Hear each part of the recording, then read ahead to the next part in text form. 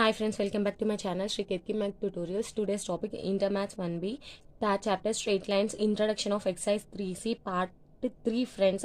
I'm very sorry, నేను video ఇంట్రడక్షనే చాలా లెంతీగా తీసుకెళ్తున్నాను. నాకు కూడా కొంచెం అనీజీగానే ఉంది, కాకపోతే నేను కొంచెం డీటెయిల్డ్గా ఎక్స్ప్లెయిన్ చేయాలనుకుంటున్నాను. సో కొంచెం లెంతీ అవుతుంది. ఎంత లెంతీ అన్నా టోటల్ 3 వీడియోస్ కలిపి మీకు 1 hour మించదు. మీకు క్లాస్లో చెప్పినా ఈజీగా 1 hour పట్టేస్తుంది డీటెయిల్గా చెప్తే. So excuse me for this. ఒకవేళ మీకు ఈ ఎక్స్ప్లెనేషన్ నచ్చినట్లయితే నాకు కమెంట్ సెక్షన్లో చెప్పండి. లెంతీ అయినా నో ప్రాబ్లం ఫ్రెండ్స్, మాకు చాలా బాగా అర్థమైంది అని. It will give me a Boost up. Okay, let's go into the topic. Concurrent lines. Concurrent lines అంటే ఏంటో ఇక్కడ చూద్దాం. ఫస్ట్ కాంకరెంట్ లైన్స్ అంటే ఏంటో చూసే ముందు family of straight lines. Family of straight lines. Okay, family of straight lines అంటే ఏంటంటే ఒక set of straight lines specific కండిషన్ని సాటిస్ఫై చేస్తున్నప్పుడు ఆ సెట్ ఆఫ్ స్ట్రైట్ లైన్ని ఫ్యామిలీ ఆఫ్ స్ట్రైట్ లైన్స్ అని అంటారు. ఇక్కడ మీకు ఇంటర్ లెవెల్లో 2 ఫ్యామిలీస్ ఇచ్చారు. Family of parallel lines, family of concurrent lines. Okay, parallel lines అంటే మనకు తెలుసు కదా, ఆల్రెడీ తెలుసు. ఇక్కడ L1 L2 అనే 2 లైన్స్ ఇచ్చారనుకోండి. ఈ 2 లైన్స్కి ప్యారలల్గా ఉండే set of parallel lines. Okay, ఈ 2 లైన్స్కి ప్యారలల్గా ఉండే సెట్ ఆఫ్ ప్యారలల్ లైన్స్ మనకి పైన కింద ఓవరాల్గా ఎక్కడైనా ఈ 2 లైన్స్కి ప్యారలల్గా ఉండే సెట్ ఆఫ్ ప్యారలల్ లైన్స్ని ఏమంటారు? Family of parallel lines. Okay, family of parallel lines అంటారు. ఈ ఫ్యామిలీ ఆఫ్ ప్యారలల్ లైన్స్ని ఎలా డినోట్ చేస్తారు? λ1 L1 plus λ2 L2 is equals to 0. Okay, where λ1 and λ2 are any parameters. Okay, ఈ family of parallel lines which are parallel to L1 and L2. Okay, ఇక్కడ L1 and L2 కూడా ప్యారలలే, అది గుర్తుపెట్టుకోండి. L1 if the family of parallel lines which are parallel to L1 and L2 are represented in this form where λ1 and λ2 are parameters. Okay, ఇక్కడ family of parallel lines తెలిసిపోయింది కదా. Family of concurrent lines చూద్దాం. First any 2 lines intersecting lines L1 L2. Family of lines which are passing through point of intersection of L1 and L2. Okay, మనకు ఒక్క line ఉండదు కదా ఈ point of intersection నుండి pass అవ్వేది, number of lines ఉంటాయి. ఆ పాయింట్ ఆఫ్ ఇంటర్సెక్షన్ నుండి పాస్ అయ్యే లైన్స్ అన్నిటినీ ఫ్యామిలీ ఆఫ్ కాంకరెంట్ లైన్స్ అంటారనమాట. ప్యారలల్ అంటే ఇచ్చిన 2 ప్యారలల్ లైన్స్కి ప్యారలల్గా ఉండే లైన్స్ని ఫ్యామిలీ ఆఫ్ ప్యారలల్ లైన్స్ అంటారు.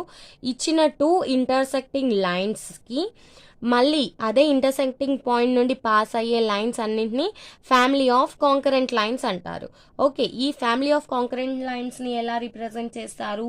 Same λ1 L1 plus λ2 L2 is equals to 0. Okay, ఇక్కడ మీరు అదే చెప్పారు మ్యామ్, ఇక్కడ అదే చెప్పారు. ఇక్కడేమో ప్యారలల్ అంటున్నారు, ఇక్కడేమో కాంకరెంట్ అంటున్నారు. ప్యారలల్ అంటే మనకు అసలు ఇంటర్సెక్టింగ్ పాయింటే ఉండదు, ఇక్కడనేమో ఇంటర్సెక్టింగ్ పాయింట్ ఉంటుంది. హౌ మ్యామ్, ఎలా వస్తుంది ఇది అని మీకు డౌట్ ఉంటుంది కదా. మీకు ఆ డౌట్ రావాలి, వస్తేనే మీకు క్లాస్ అర్థమవుతున్నట్టు. ఎప్పుడు ఈ ఈక్వేషన్ ఎప్పుడు ఫ్యామిలీ ఆఫ్ కాంకరెంట్ లైన్స్ని రిప్రజెంట్ చేస్తుంది? If and only if λ1 square plus λ2 square does not equals to 0. Here we have a condition. For parallel lines we don't have any condition. Here we have a condition for family of concurrent lines. That's it. చాలా simple. ఇక్కడ కూడా λ1 λ2 అనేటివి parameters. Okay, next ఇక్కడ concurrent lines ఉన్నాయి కదా. ఈ ఇందులో concurrent lines అనే కాదు, ఇది రెండింటికి మనకి సేమ్ ఈక్వేషన్ ఉంది కదా. ఈ equation λ1 L1 plus λ2 L2 is equals to 0 represents L1. ఈ ఈక్వేషన్ మొత్తము L1ని రిప్రజెంట్ చేస్తుంది. ఎప్పుడు λ2 ఈక్వల్స్ టు 0 అయినప్పుడు and λ1 does not equals to 0. λ2 equals to 0 అయింది అనుకోండి, ఈ పార్ట్ ఆఫ్ ది ఈక్వేషన్ మనకి 0 అయిపోతుంది. ఈ ఇక్కడ λ1 అనేది మనకి సమ్ పారామీటర్ కాబట్టి కామన్ వచ్చి LHS వచ్చేస్తే RHS వచ్చేస్తే మనకి L1 ఈజ్ ఈక్వల్స్ టు 0 మిగులుతుంది. This equation represents L1 when λ2 equals to 0 and λ1 does not equals to 0. Similarly, this equation represents L2 is equals to 0 when λ1 is equals to 0 and λ2 does not equals to 0. ఇక్కడ మనకి రెండింటిలో λ1 does not equals to 0 ఈ condition కి, λ2 does not equals to 0 ఈ condition కి ఇచ్చారు. ఎందుకంటే రెండు 0 అయిపోయాయి అనుకోండి, మనకు అక్కడ ఈక్వేషనే ఉండదు కదా, అందుకే ఈ కండిషన్స్ అనేటివి ఇచ్చారనమాట. Equation of a straight line. Okay, equation of a straight line other than L1 is equals to 0 and L2 is equals to 0. ఇవి రెండు కాకుండా which is passing through point of intersection of L1 and L2. ఇది L1 equals to 0, ఇది L2 equals to 0. ఇక్కడ మనకి family of straight లైన్స్ని ఎలా represent చేసాము, λ1 L1 plus λ2 L2 is equals to 0. Okay, ఇక్కడ ఓన్లీ వన్ ఈక్వేషన్ని రిప్రజెంట్ చేయాల్సి వస్తే ఏదైనా equation of straight line which has passing through point of intersection of L1 and L2 can be represented as L1 plus λ L2 is equals to 0 or mu into L1 plus L2 is equals to 0. Okay, ఇలా ఏదైనా ఒక్క ఈక్వేషన్ని represent చేయాలి అంటే ఇలా represent చేయొచ్చు. ఇక్కడ ఇది ఫ్యామిలీ అంటే మనకి చాలా స్ట్రెయిట్ లైన్స్ వస్తాయి. ఇక్కడ ఏదైనా ఒక్క ఈక్వేషన్ని రిప్రజెంట్ చేయాలనుకున్నప్పుడు ఈ విధంగా రిప్రజెంట్ చేయొచ్చు, where λ not equals to 0 and mu not equals to 0. ఎందుకు λ not equals to 0, mu not equals to 0 ఎందుకు ఇచ్చారు? ఇప్పుడు λ ఈక్వల్స్ టు 0 అయింది అనుకోండి, ఈ ఈక్వేషన్ L1ని రిప్రజెంట్ చేస్తుంది. మనకి చెప్పింది ఏంటి, other then L1 and L2, కాబట్టి కంపల్సరీ λ ఈక్వల్స్ టు సంథింగ్ కావాలి. It should not be equals to 0. Similarly, second condition lo kuda mu will not be equals to 0. If it equals to 0, what we get? L2 is equals to 0. We have to get the line which is other than L1 and L2. So, these equations represent equations of straight line which are passing through point of intersection of L1 and L2 other than these two lines. Okay. Next, if L1 that is identical to A1x plus B1y plus C1 is equals to 0. L2 identical to A2x plus B2y plus C2 is equals to 0. These two are intersecting lines. Okay, ikkada L1, L2. These two are intersecting lines and P is point of intersection. Here L dash is the line which is passing through point of intersection of L1 and L2. L dash. Okay, this L dash can be represented as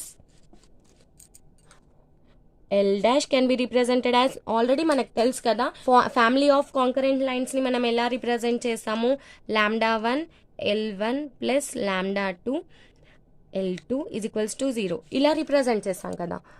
okay, ఇది only ఈ ఒక్క line represent చేయదు, it represents the family of concurrent lines. Okay, L dash is the line which is passing through point of intersection of L1 and L2. This equation can be represented as λ1 L1 plus λ2 L2 is equals to 0. And line L is parallel to L dash which is in the same plane of L1 and L2. Okay, ఇక్కడ line L అనేది L dash కి parallel గా ఉందంట. Here L is parallel to L dash.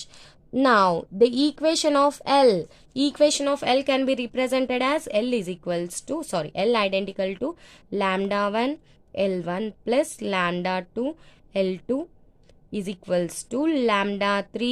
Okay, ఈ రెండు equations సేమ్గా ఉన్నాయి, only ఇక్కడ మనకి ఒక పారామీటర్ ఒక డిఫరెన్స్ వచ్చింది. Coefficients of x and y అనేటివి సేమ్ ఉండాలి, ఎందుకంటే ప్యారలల్ లైన్స్ని మనం ఎలా రిప్రజెంట్ చేస్తాము, a x plus b y plus c is equals to 0. Similarly, ax plus by plus k is equals to 0. ఇక్కడ మనకు ఓన్లీ కాన్స్టెంట్ అనేది డిఫర్ అవుతుంది, ఇక్కడ మనకు వచ్చే ఎక్స్ అండ్ వై కోషన్స్ అనేటివి సేమ్ ఉంటాయి. సో అదే విధంగా ఎల్ డాష్కి ప్యారలల్గా ఉండే line λ1 L1 plus λ2 L2 equals to λ3, ఈ విధంగా మనం రాసుకోవచ్చు కదా. Where lambda 1 does not equals to 0, lambda 2 does not equals to 0 and lambda 3 is any constant. Okay, మీకు అర్థమైంది కదా. Next condition for concurrent lines. ఇప్పుడు ఇక్కడ మనకు 3 లైన్స్ ఉన్నాయి. a1x plus b1y plus c1 is equals to 0, a2x plus b2y plus c2 is equals to 0, a3x plus b3y plus c3 is equals to 0. ఇక్కడ మనకి equations of 3 lines ఉన్నాయి. మనకి ఏం అడిగారు, కండిషన్ ఫర్ కాంకరెంట్ లైన్స్ అంట. ఇప్పుడు ఈ 3 lines concurrent, they are having same point of intersection. మనకు ఒక కండిషన్ కనుక్కోమంటున్నారు. ఆ కండిషన్ మనం ఎలా కనుక్కుంటాము, ఫస్ట్ ఎనీ 2 ఈక్వేషన్స్ని మీరు సాల్వ్ చేయండి, మీకు పాయింట్ ఆఫ్ ఇంటర్సెక్షన్ వస్తుంది. ఆ పాయింట్ ఆఫ్ ఇంటర్సెక్షన్ని రిమైనింగ్ లైన్లో సబ్స్టిట్యూట్ చేయండి, ఆటోమేటిక్గా మీకు కండిషన్ వచ్చేస్తుంది. ఆ కండిషన్ ఏంటి అంటే summation a1 into b2 c3 minus b3 c2 is equals to 0. దీన్ని మీరు సమ్మేషన్లో రాశారనుకోండి, సైక్లిక్ ఫామ్లో a1 b1 c1 ఈ వాల్యూస్ అనేటివి మీరు చేంజ్ చేయాల్సి ఉంటుంది. Indeed of writing in summation manner you can write in determinant method also. Determinant of a1 b1 c1 a2 b2 c2 a3 b3 c3 is equals to 0. ఇలా రాసారనుకోండి, మీకు determinant చేయడం ఎలాగో వచ్చే ఉంటుంది కాబట్టి ఎలాంటి మిస్టేక్స్ వెళ్ళవు. ఈ స్టెప్ తర్వాత వచ్చే ఈక్వేషన్ మనకి ఈ ఫామ్లోనే వచ్చేస్తుంది. So it will be very easy to find out determinant. So use this method for the condition of concurrency. Okay, ఇక్కడ చూడండి, నేను మీకోసం నోట్స్ ప్రిపేర్ చేశాను. మీకు నోట్స్ రాసుకోవాలి, నోట్ డౌన్ చేసుకోవాలి అని ఉంటే యూ కెన్ నోట్ దిస్. మీకు కాలేజెస్లో చెప్పిన నోట్స్ అయినా మీరు ఫాలో అవ్వచ్చు. ఎవరైనా కొందరికి హెల్ప్ అవుతుంది అని నేను నోట్స్ ప్రిపేర్ చేశాను. See this. You can take a screenshot and copy the notes, or else you can pause the video and copy the notes.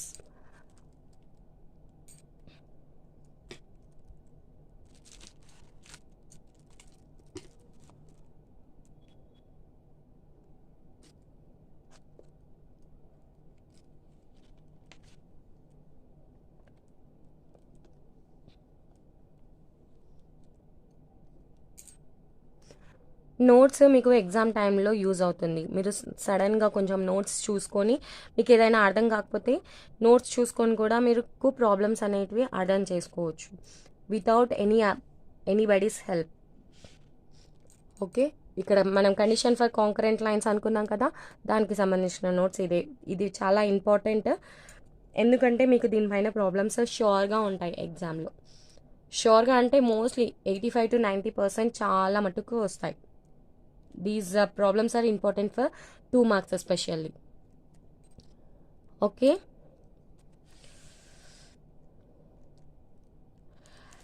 once again I am saying, మీరు screen shot అయినా తీసుకోండి, లేదంటే video pause చేసి అయినా ఇమీడియట్గా మీరు notes note down చేసేసుకోవచ్చు.